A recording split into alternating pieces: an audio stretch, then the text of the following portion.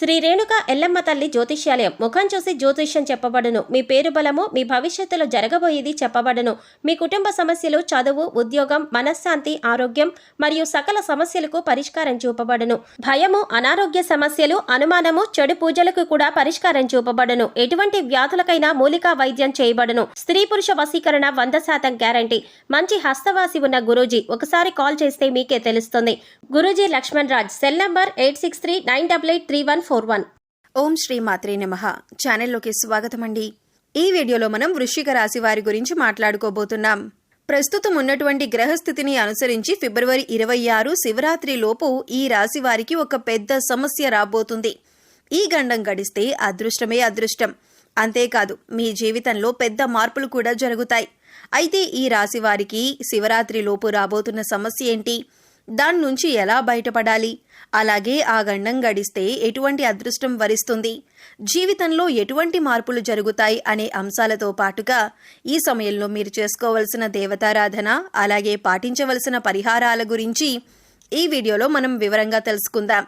కానీ అంతకంటే ముందుగా మీరు కనుక మన ఛానల్ని ఇప్పటి వరకు సబ్స్క్రైబ్ చేసుకోకపోతే సబ్స్క్రైబ్ చేసుకొని పక్కనే ఉన్న బెల్ ఐకాన్ నొక్కి ఆల్ సెలెక్ట్ చేసుకుంటే మేము ఇలాంటి వీడియోస్ అప్లోడ్ చేయగానే ముందుగా మీకు నోటిఫికేషన్ వస్తుంది.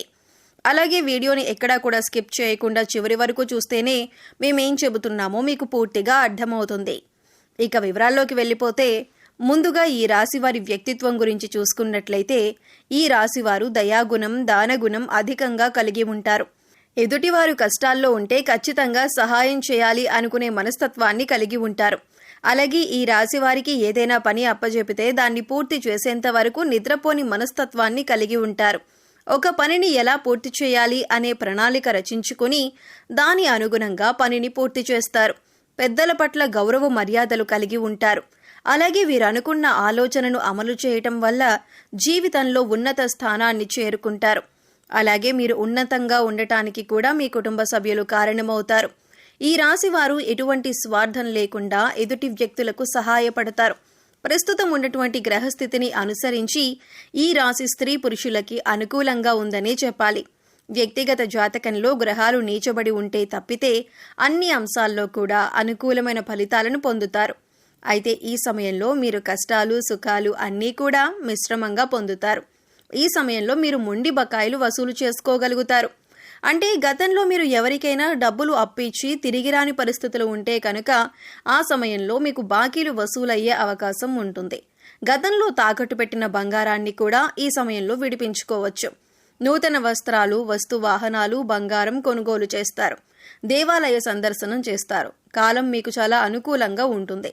సంతోషంగా కాలం గడుస్తుంది. తీర్థయాత్రలు కూడా చేస్తారు. ఇంట్లో శుభకార్యాలు నిర్వహిస్తారు. మనసులో ఏదో తెలియని అలజడి ఉంటుంది. అది వృత్తి, ఉద్యోగ, వ్యాపార లేదా కుటుంబానికి సంబంధించిన ఏ అంశమైనా సరే ఒక చిన్నపాటి కలత అనేది ఉంటుంది. జీవితాన్ని ప్రణాళికాబద్ధంగా ముందుకు తీసుకువెళ్ళలేకపోతున్నాం అని ఆలోచన కలిగి ఉంటారు. లేదా ఇతరుల్లాగా మనం సంతోషంగా ఉండలేకపోతున్నాం అనే ఆలోచన కలిగి ఉంటారు.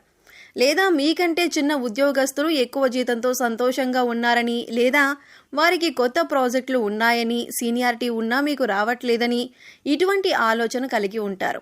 ఇటువంటి చిన్న విచారం మీ మనసులో నెలకొని ఉంటుంది. ఇది మీ ఆందోళనకి కారణమవుతుంది. అయితే ఇదేమీ పెద్ద అంశం కాదు. దీన్ని గనక మీరు వదిలేస్తే మానసికంగా మీరు సంతోషంగా ఉండగలుగుతారు.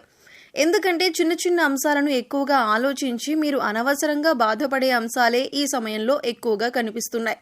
అయితే ఇక్కడ ముఖ్యంగా చెప్పదగిన విషయం ఏంటంటే మీ పని మీరు చూసుకుంటూ మీకు ఉన్నంతలో మీరు సంతోషంగా ఆనందాన్ని గడపగలిగితే ఎటువంటి సమస్యలు దరిచేరవు. కుటుంబంతో ఆహ్లాదంగా కాలాన్ని గడపడానికి ప్రయత్నించండి. ఎప్పుడూ కూడా మిమ్మల్ని ఇతరులతో పోల్చుకోవద్దు.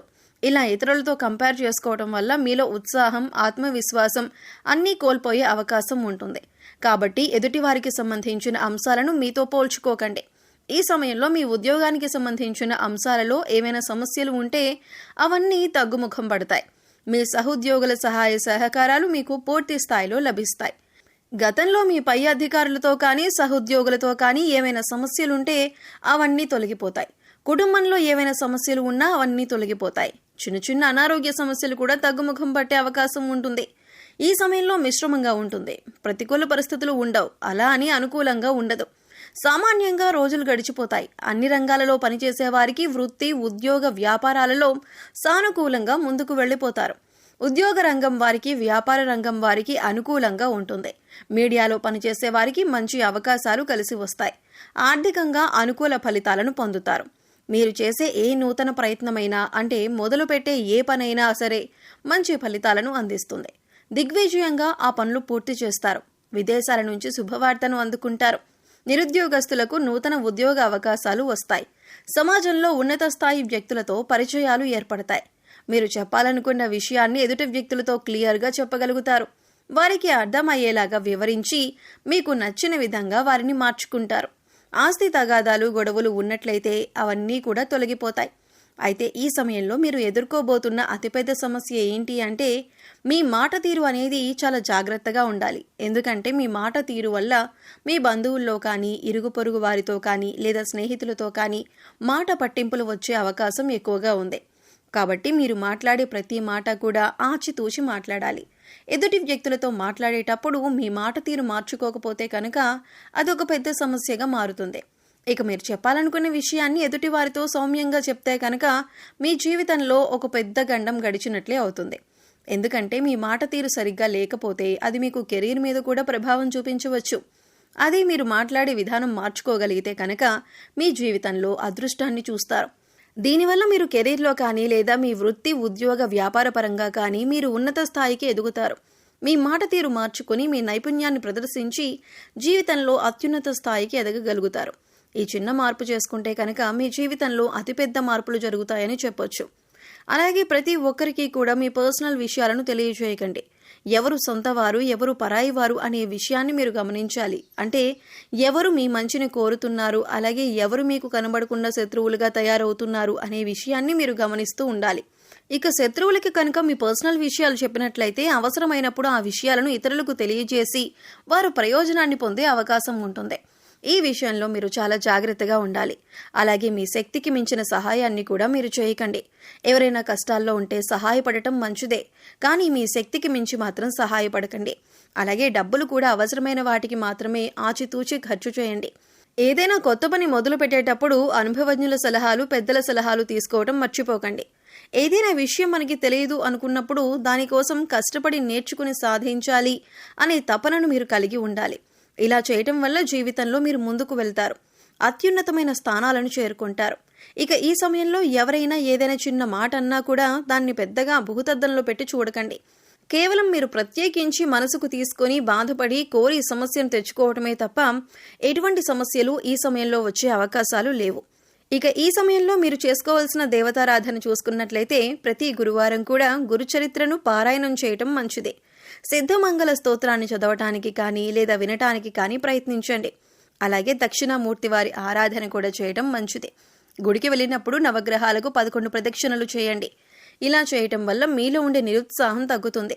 ప్రతి సోమవారం శివుడికి అభిషేకం చేయించుకోండి. మీలో ఉన్న మానసిక సమస్యలకు పరిష్కారం దొరుకుతుంది. మానసికంగా దృఢంగా ఉంటారు. సో చూశారు కదండి, శివరాత్రిలోపు వృశ్చిక రాశి వారికి ఎటువంటి పెద్ద సమస్య రాబోతుంది, అలాగే ఈ సమస్య నుంచి బయటపడితే వీరికి ఎటువంటి అదృష్టం వరిస్తుంది అనే అంశాలతో పాటుగా ఈ సమయంలో మీరు చేసుకోవలసిన దేవతారాధన, అలాగే పాటించవలసిన పరిహారాల గురించి ఈ వీడియోలో మనం వివరంగా తెలుసుకున్నాం కదా. ఈ వీడియో మీకు నచ్చినట్లయితే లైక్ చేయండి. మీ ఫ్రెండ్స్ అండ్ ఫ్యామిలీ మెంబర్స్లో ఎవరైనా వృశ్చిక రాశి వారు ఉన్నట్లయితే వారితో ఈ వీడియోను షేర్ చేసుకోవటం మర్చిపోకండి. అలాగే ఇప్పటి వరకు మన ఛానల్ని సబ్స్క్రైబ్ చేసుకోకపోతే సబ్స్క్రైబ్ చేసుకొని పక్కనే ఉన్న బెల్ ఐకాన్ నొక్కి ఆల్ సెలెక్ట్ చేసుకుంటే మేము ఇలాంటి వీడియోస్ అప్లోడ్ చేయగానే ముందుగా మీకు నోటిఫికేషన్ వస్తుంది. మరో చక్కటి వీడియోతో మళ్ళీ కలుద్దామండి. ఓం శ్రీ మాత్రే నమః.